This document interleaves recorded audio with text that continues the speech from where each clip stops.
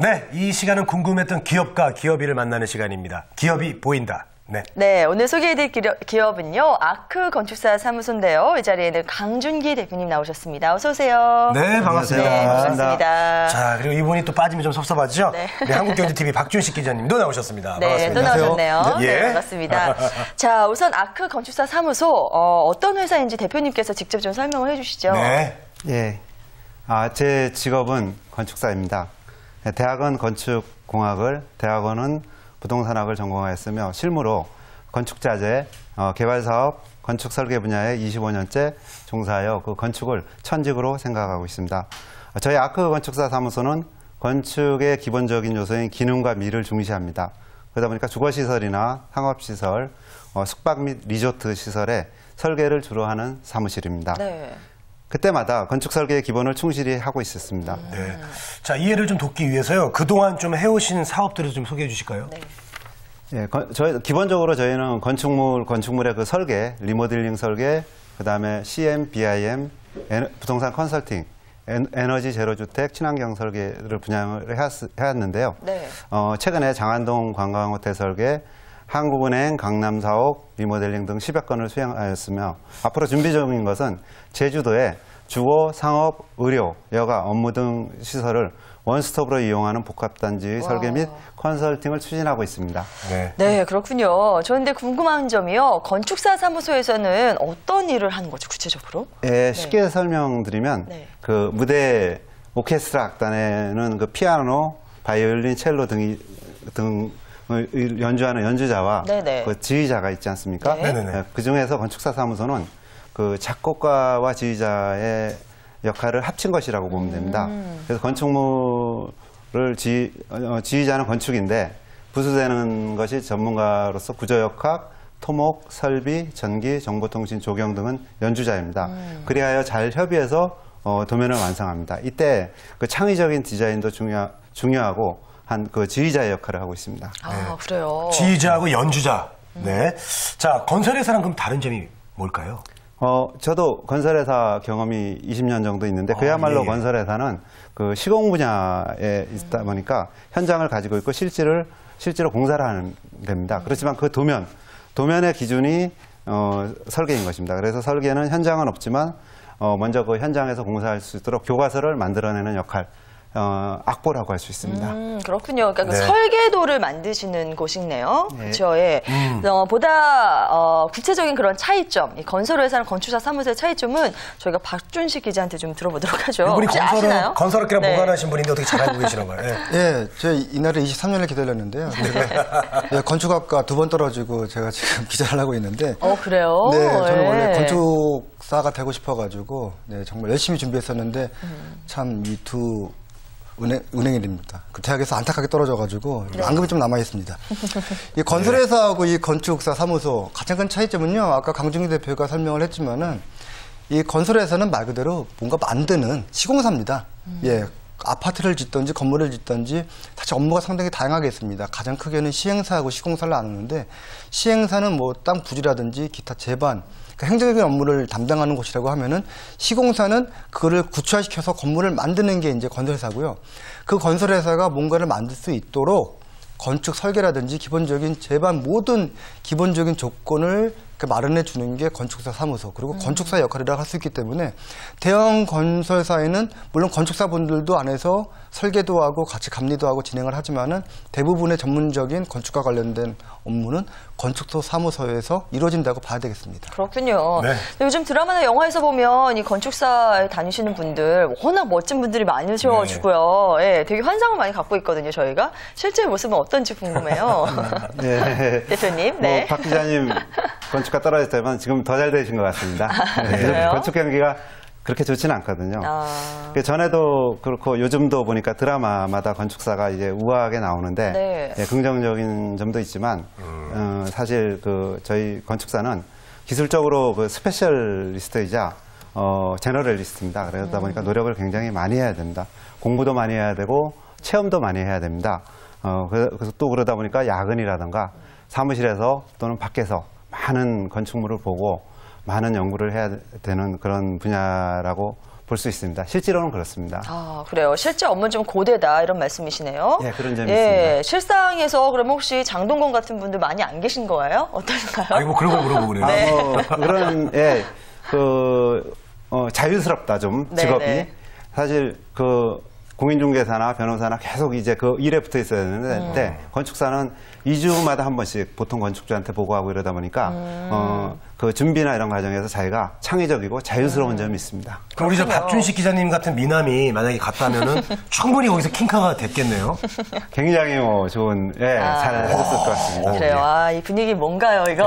네. 건축사 사무소는 일단은 뭐 일이 이렇게 자유롭긴 하지만 그래도 일을 많이 따와야 또 돈도 많이 버는 그런 곳이잖아요. 어떤 과정을 거쳐서 일을 맡게 되는 거죠? 예, 설계도 그 수주 산업입니다.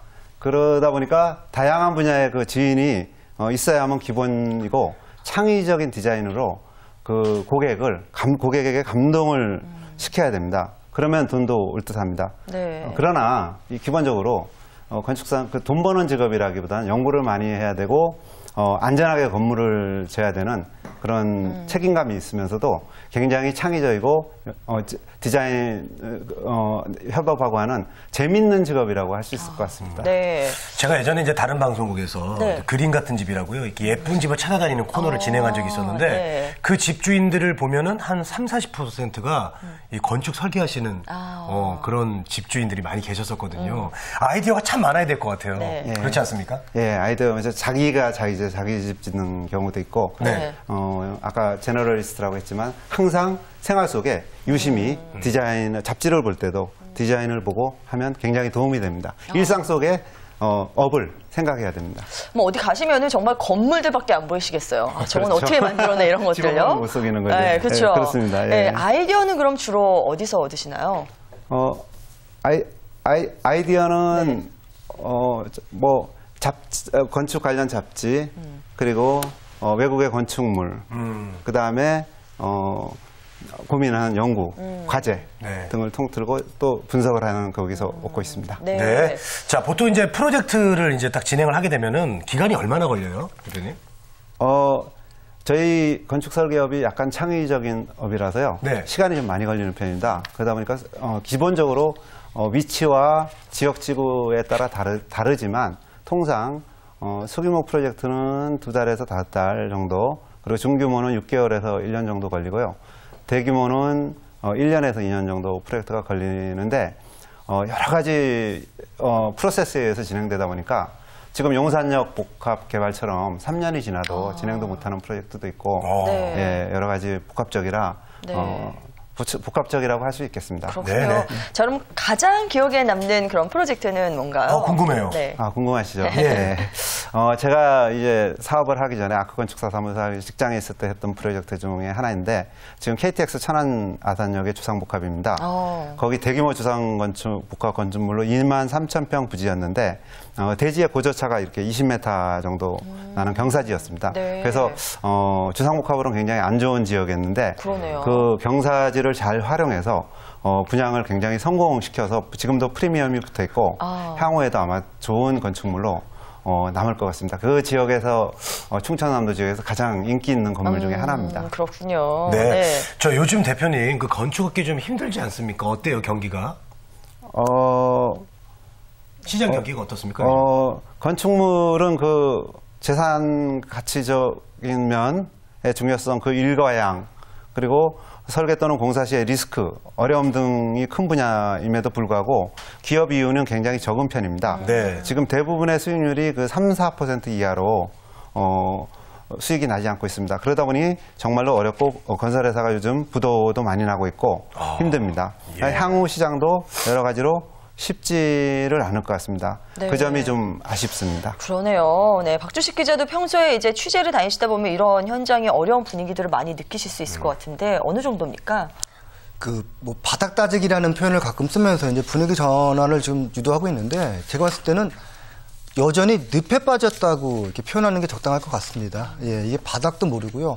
계속 이게 어디까지 내려가나 싶은데 계속 바닥을 모르게 내려가고 있는 게 지금 건축업계인데 건축은 다 알다시피 종합산업입니다. 뭐 건자재, 인테리어, 가구, 소재, 설계, 뭐 건축사무소 다 모든 게 이 종합적으로 이루어지는 산업이다 보니까 이 건축업계의 어떤 이런 불황이라든지 아니면 어려움이 아마 거의 제반 모든 산업에 영향을 미치고 있고 특히 건축사무소도 그렇게 좀 좋은 시절은 여전히 아닌 것 같습니다. 네, 알겠습니다.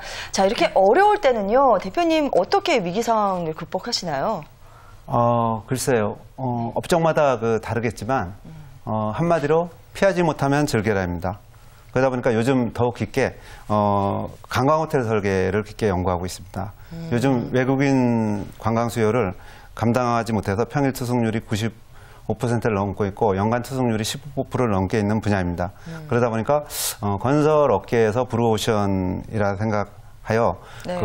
호텔, 관광 호텔과 리조트의 설계와 동선, 시설에 대해서 깊이 즐기면서 연구하고 있습니다. 네, 네. 이쪽 정말 요즘 괜찮다고 하더라고요. 네, 괜찮습니다. 자, 이제 좀 중요한 부분을 좀 얘기를 좀 해보도록 하겠습니다. 네. 저 채용 계획, 좀 있으십니까? 저희들은 그게 중요하거든요, 사실. 네. 그렇습니까? 예. 네. 네, 채용과 관련된 계획 혹시 지금 갖고 계시나요? 예. 네. 이번 채용 박람회 저희는 과장급하고 대리급에서 2명 정도를 채용하고자 합니다. 아, 그래요? 상황을 보고 있습니다. 아, 그래요? 그럼 자격 요건은 어떻게 되나요? 네, 뭐 전공이라든가. 네. 지금도 건축 분야에는 젊고 유능한 인재가 많습니다. 진취적이고 창의적인 마인드만 있으면 누구나 가능하고요. 요즘은 또 컴퓨터 정보 활용 능력이 좀 우수해야 할 것 같습니다. 그래요. 자, 그럼 아크 건축사 사무소의 인재상이라면 어떤 걸 들 수 있을까요? 일단 기본적으로 근면하고 네. 성실하며 작업을 효율성 있게 해주는 것은 기본이고요. 저희도 수주산업이다 보니까 고객에게 친절한 직원이 우수한 직원이라고 생각하고 있습니다. 네, 이게 이제 뭐 기본적인 게 가장 중요하다. 네. 이런 말씀이시네요. 네. 자, 건축사 사무소의 이제 처우가 참 저는 궁금하네요, 또. 네. 예.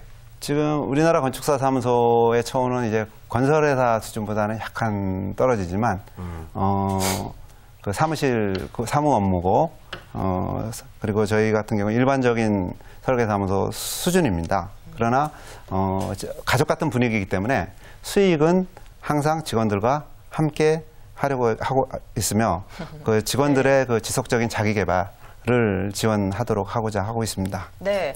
이 부분에 있어서 박준식 기자도 하실 말씀이 있으시다고요? 네. 네.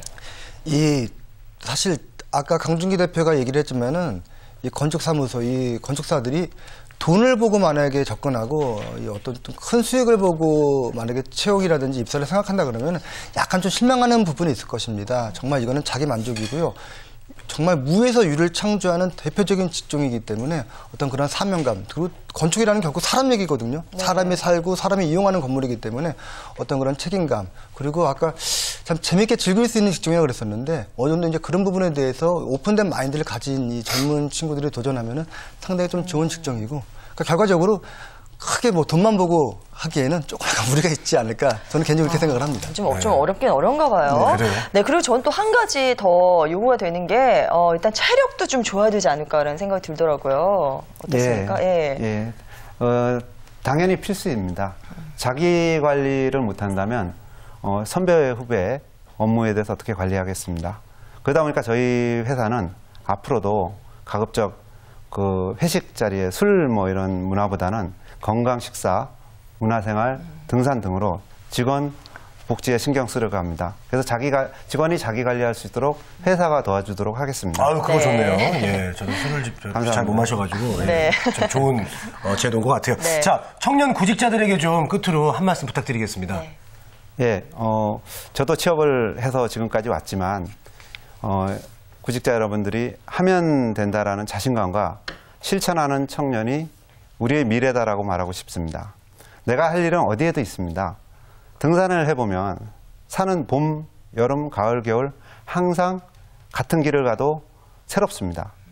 내려와야 하는데도 항상 우리는 올라갑니다. 그래서 저는 잘하는 것보다 계속하고 자주 하는 것이 중요하다고 생각합니다. 그러다 보면 미래의 건축가 출신들이 꼭 건축사가 아닌 건축가가 되어야 합니다. 미래는 영역이 불분명해집니다. 창조가 승리한다고 생각합니다. 네, 알겠습니다. 알겠습니다. 이렇게 좋은 말씀까지 전해주셨고요. 자, 오늘은 아크 건축사 사무소에 대해서 자세히 알아봤습니다. 이쪽에 관심 있는 분들께 좀 많은 도움 됐으면 좋겠네요. 네, 지금까지 강준기 대표, 박준식 기자와 함께했습니다. 자, 두 분 감사합니다. 고맙습니다. 감사합니다.